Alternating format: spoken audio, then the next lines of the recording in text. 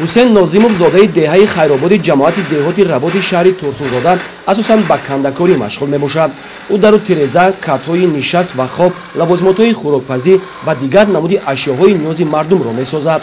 زمانی که ما وارد استخوانه او شدیم، همراه برادران و شاگردان به ساختن در تیرزه و کت نشست مشغول بود.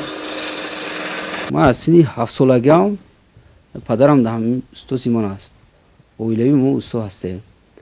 پدرم که استا بودن، ما هم می‌خواستیم که در همین ارزو کده همین کسی پدر گیره.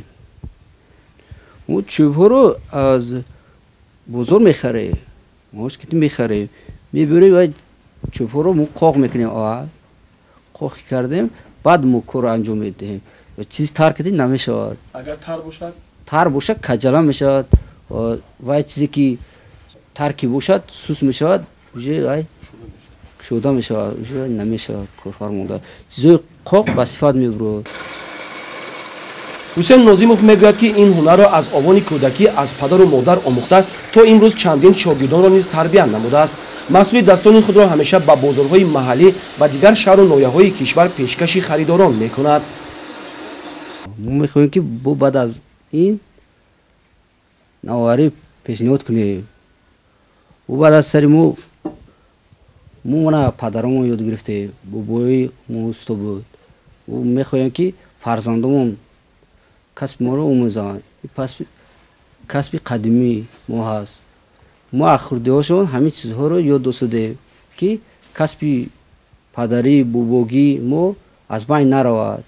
همین چیزها رو آموزند. باید گفت که در توبه جماعت دهاتی رباط شهر ترسونزاده هنرهای مردمی به مثال چوب تراشی، کلالگری و پیکره‌سازی، رسامی و نقاشی، زرگری و آهنگری و دوریدگری خیلی رواج یافته است.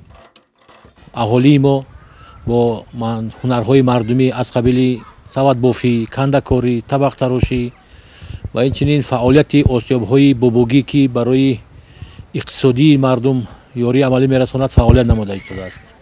اینچنین درای زیبا منظر شرکین یکی از درهای سیاحی بوده. در آنجا از تاریخ گذشتگان و ایزای دینازور و آبهای مینرالی، آبهای شفابخش هستند که سیاحان همه ساله آمده از اینجا دیدن میکنند و درای خوشمنظره شرکین را خوب پذیرفته شدند. و این سال 2018 سال روز سیاحی و هنری مردمی را ما در تمام عملهای خود تطبیق نموده بهر فعالیت هنرمندان همه چاره‌های ضروری را اندیشیده شرایط خوب مهیا می‌سازیم. اویلای ناظیموف در این گوشه مملکت که اساساً به هنرهای مردمی مشغول هستند، اعلان شدن سال 2018 را همچون سال رشد سیاحی و هنرهای مردمی غمخواری نوبتی پیشروی ملت در حق هنرمندان می‌حسابند و کوشش می‌کنند که همیشه اشیا و انجام با صفت ساخته به مردم پیشکش نمایند.